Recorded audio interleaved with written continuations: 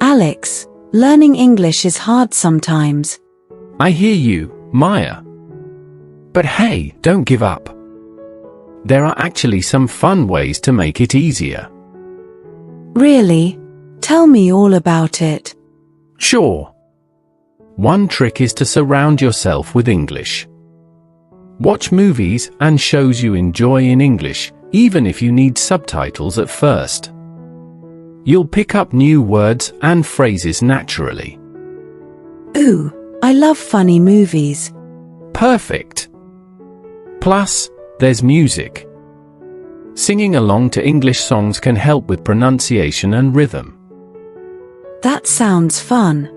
Another trick is to play games. There are tons of apps and websites with English learning games. You can do quizzes, puzzles, or even play online games with people around the world. Cool. I love games, especially word games. Excellent. Reading is great too. Start with things you enjoy, like comics or magazines. You can even try reading children's books. They often use simpler language. Hey, that's a good idea. They seem to be having fun with that big red ball. Maybe not exactly the kind of children's books I meant, but hey, anything that keeps you interested. Thanks, Alex. These are awesome tips. Learning English won't feel like such a chore anymore. No problem. Remember, the key is to have fun and be consistent. The more you practice, the better you'll become.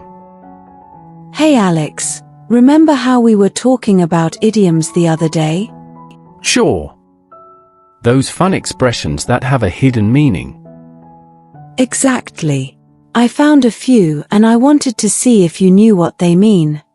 Hit me with what you got. Okay, first one. Once in a blue moon. That means something that happens very rarely, almost like a blue moon appearing in the sky. Perfect. Here's another. See eye to eye. That means to agree completely on something. Like, we see the same thing when we look at each other's eyes.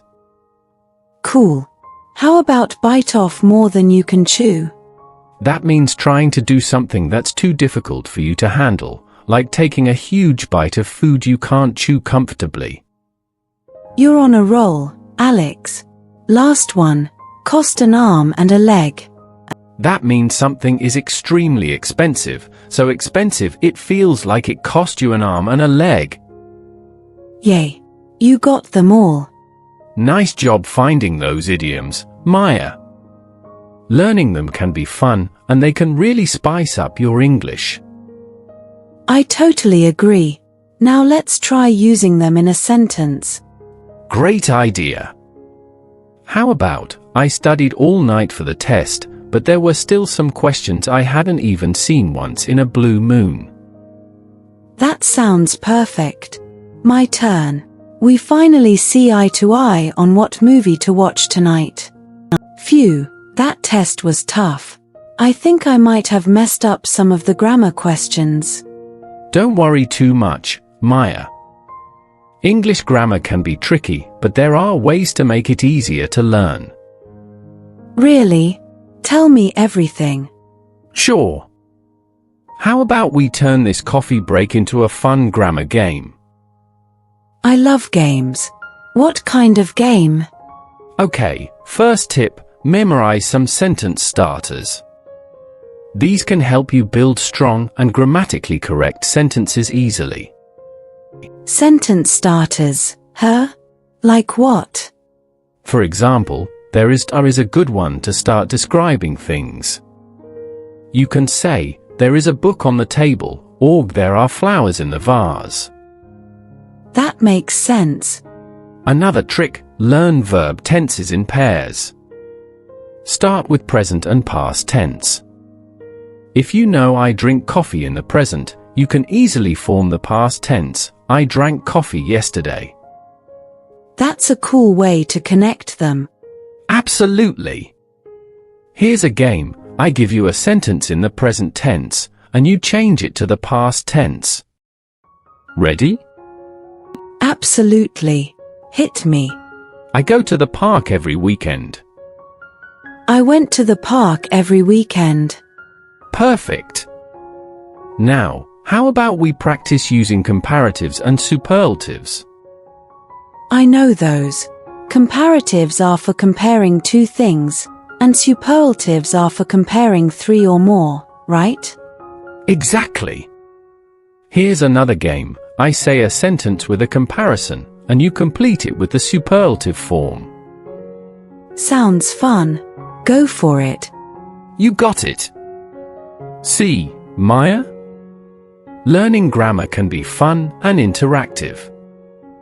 I totally agree. We should do this again sometime. Maybe next time we can focus on different parts of speech. Great idea. Here's to conquering English grammar together. Cheers. It's so hot today. Tell me about it. I can barely handle this heat. It makes me think about global warming. Do you think it's really that bad? I hear about it all the time, but honestly, I don't know how much it affects us here. Actually, it affects us in a lot of ways. Rising temperatures can lead to more extreme weather events like heat waves, droughts, and floods. I guess I never really thought about that. And rising sea levels could threaten coastal areas and even displace people living there. Wow, that sounds serious. But what can we do about it? It seems like such a big problem. There are actually a lot of things we can do. Even small changes can make a difference. We can use less energy at home, recycle more, and choose eco-friendly transportation options. Those are good ideas. Maybe I could start by taking shorter showers and using public transportation for work. Exactly. Even supporting businesses that use sustainable practices helps. Hey, that's a cool idea. I never noticed those solar panels before. See those kids over there? Picking up trash is another way to make a difference. You're right. Maybe global warming isn't such a hopeless case after all. Every little bit counts, right? Absolutely. Here's to taking action for a healthier planet. Cheers! Maybe if we all do our part, we can still enjoy beautiful days like this in the future. Hi everyone, I'm Sonia. I'm making conversation audio to help you learn English. So please subscribe to my YouTube channel. I'm new on YouTube and I need your support for making more new videos.